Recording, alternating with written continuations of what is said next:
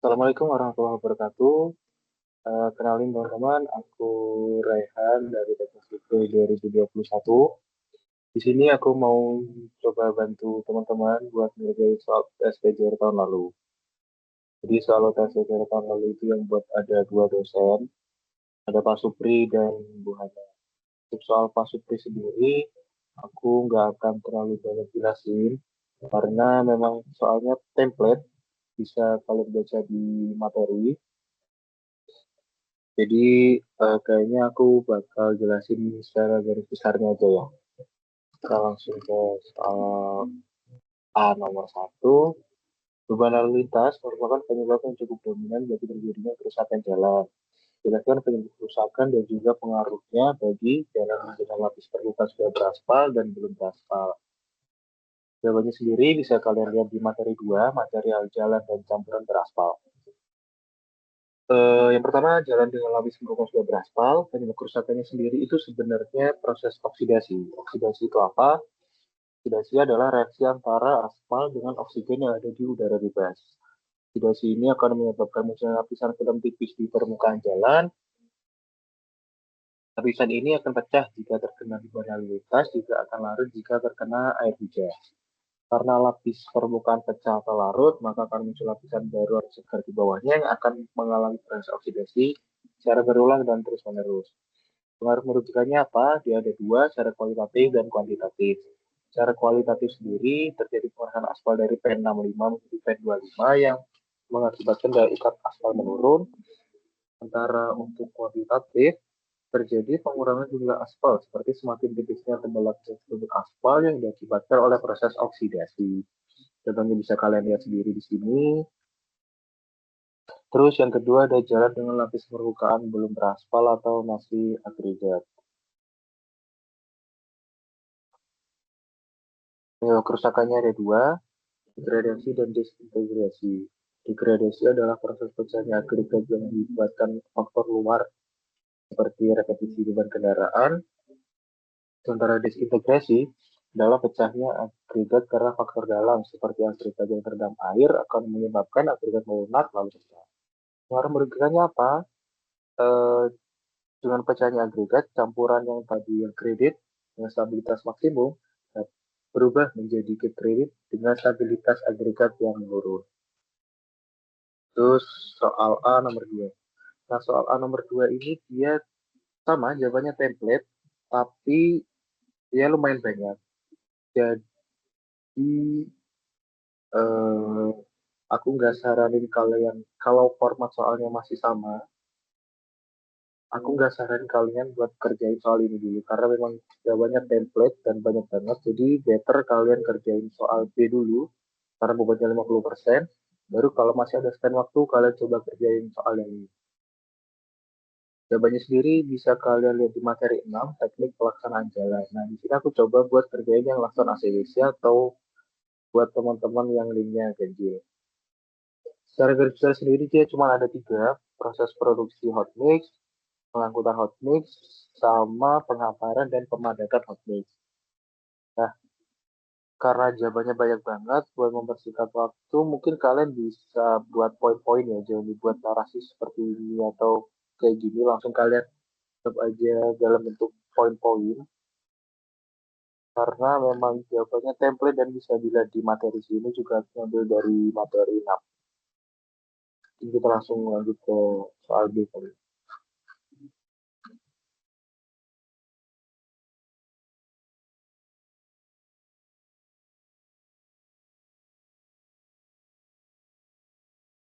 Nah, ini soal B yang buat buahnya, bebannya 50%, jadi better kalian kerjain ini dulu. Tentukan tebal struktur perkerasan lentur pada suatu jalan arteri perkotaan 4/2D dengan data sebagai berikut. Data di soal, nah ini yang diketahui, terus ditanya tebal struktur perkerasan lentur. Langkah pertama yang harus kita lakukan adalah menentukan nilai masing-masing parameter perancangan. Oh ya, jawaban ini bisa dari materi 5 ya, analisis perancangan tebal perkerasan lentur. Pertama kita tentukan nilai lintas ekivalen kumulatif atau W18-nya. karena dia diketahui 4/2D, berarti kan dia punya dua arah. Karena dua arah, nilai DD-nya 0,5. DD itu apa? DD itu faktor distribusi arah. Nilainya bisa 1 atau 0,5. Dia bernilai 1 kalau cuma ada satu arah. Dia bernilai 0,5 kalau punya dua arah. Karena dia dua arah berarti 0,5. Terus karena per jalurnya ada dua lajur, nilai DL-nya berkisar antara 80 sampai 100%. Nilai DL itu apa? DL itu faktor distribusi lajur. Nilainya variatif. 100, 80 sampai 100, 60 sampai 80, sama 50 sampai 75. Nah, di sini aku asumsiin 80 karena range-nya dia 80 sampai 100%. Terus kita hitung GR-nya. GR itu 1 plus G pangkat N min 1 per 1, di mana G ini dia tergantung tingkat pertemuan lalu lintasnya ya. Kita kan 5% nih tingkat pertemuan lalu lintasnya. Jadi G-nya 0,05, N-nya itu umur rencananya 20, kita di soal, min 1 per 1 dapat GR-nya 33,066. Terus W bar 18, nah ini karena aku nggak bisa buat bar di atas W, jadi aku tulis begini. W bar 18 rumusnya sigma LHRI dikali EI dikali GR dikali 365. Didapat sekian 22,887 kali 10 pangkat 6 kita esal. Terus kita hitung W18, rumusnya DD dikali DL dikali W18. Setelah dimasukin, kita dapat W18-nya 9,1548 kali 10 pangkat 6 juta esal. Langkah selanjutnya, kita tentukan nilai delta PSI-nya. Cara nyari delta PSI gimana? IP 0 dikurang IPT. Nah, ini udah diketahui semua di soal. IP 0-nya 4,2, PT-nya 2,5, dapat delta PSI-nya 1,7. Terus yang selanjutnya kita tentuin nilai MR efektifnya. Mulai dari subgrid dulu. Karena di subgrid sendiri diketahui nilai CBR 7%, maka perlu dilakukan konversi dari CBR ke MR menggunakan ASTO T274 sebagai berikut. Kalau CBR-nya kurang dari 10%, maka cara nyari MR-nya begini. Kalau nilai CBR-nya lebih dari 10%, dia cara nyari MR-nya begini.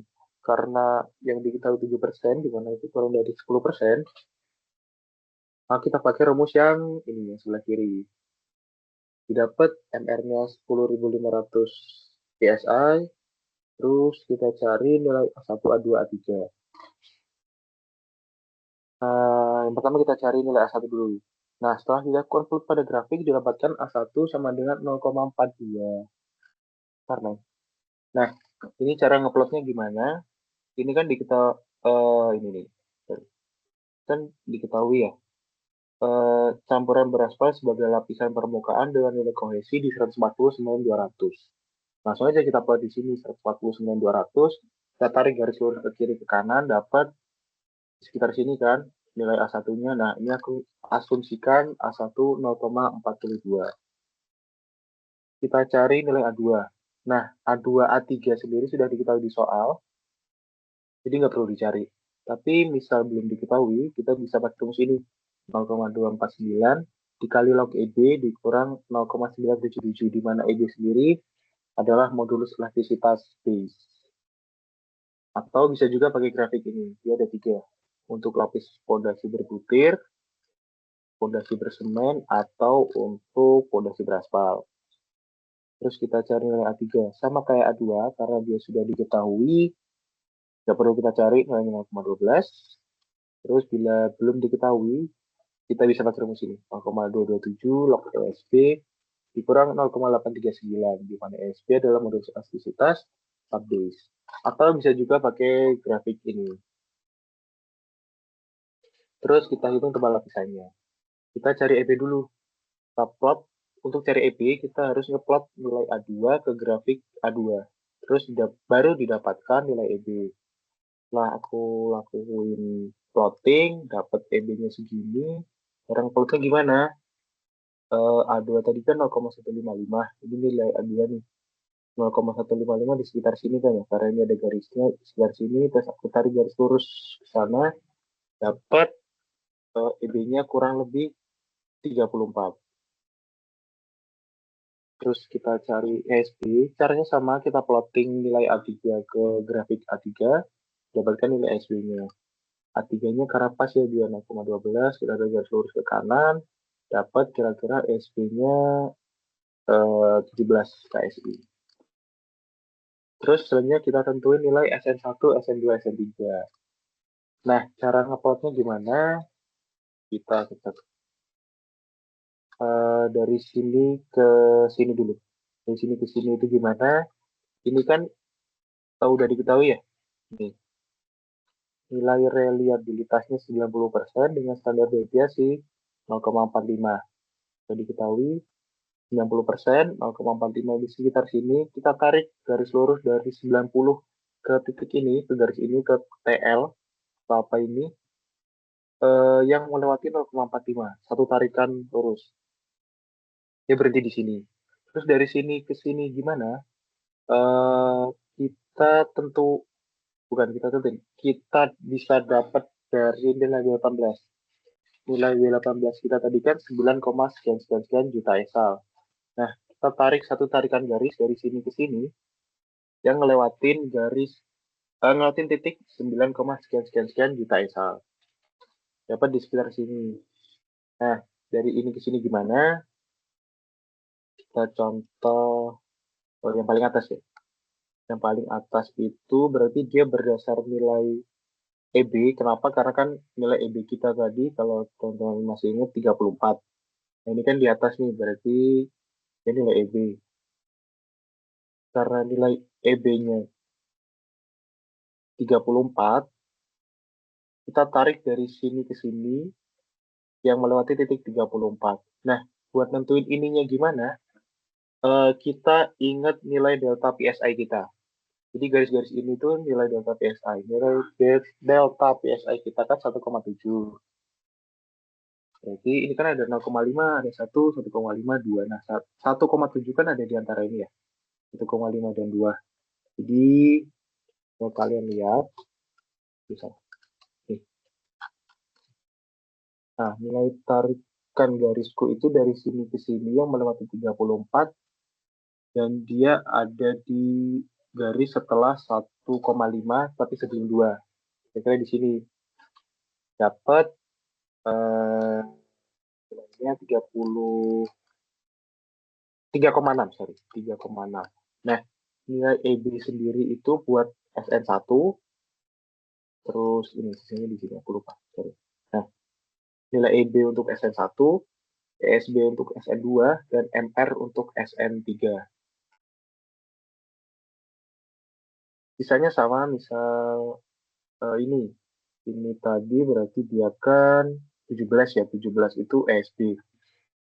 ESB-nya 17, kita tarik dari sini ke sini yang melewati titik 17 dan berhentinya di delta PSI yang 1,7, berarti 1,5 agak kanan dikit.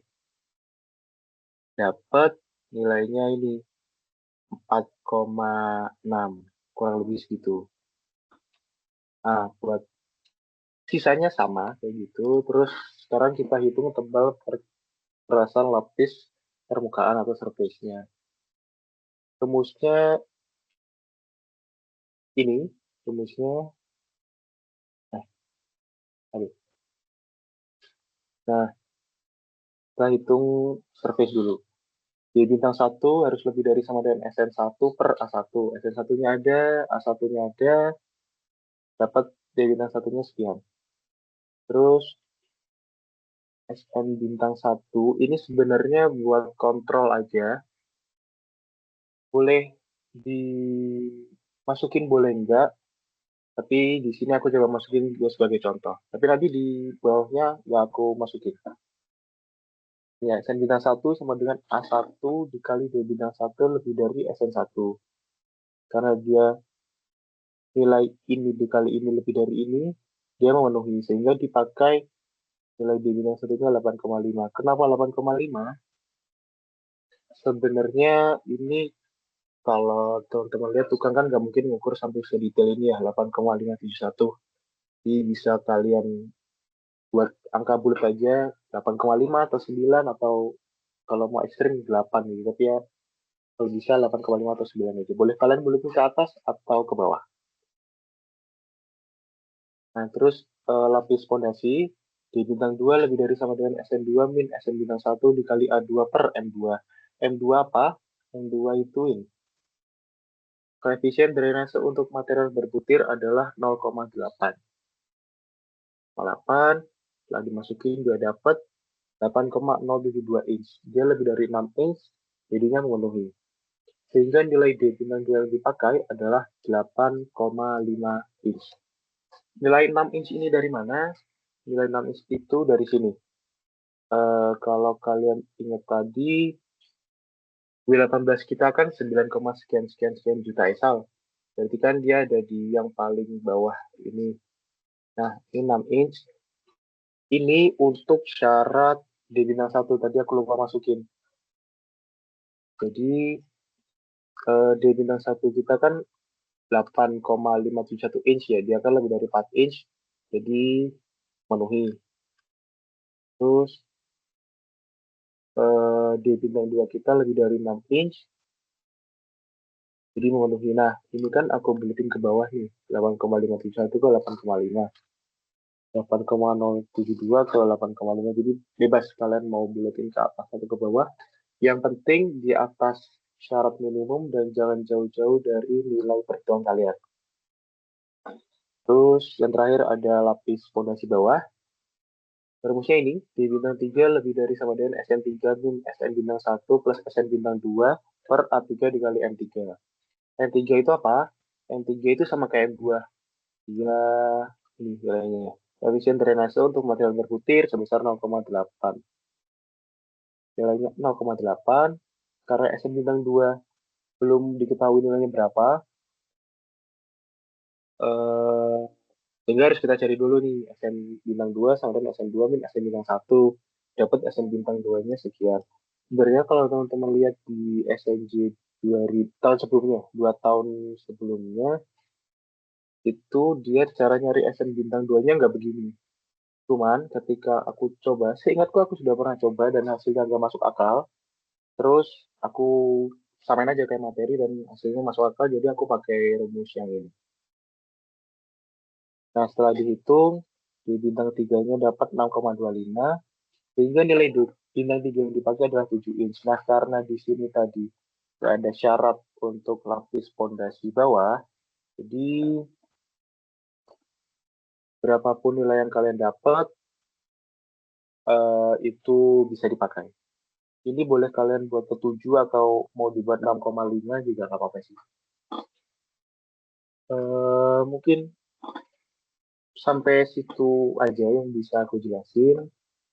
Misal teman-teman masih ada pertanyaan atau mungkin ada yang pengen dijelasin ulang, boleh bilang aja nanti misal aku lagi longgar, boleh meet atau apa segala macam terserah kalian yang atur.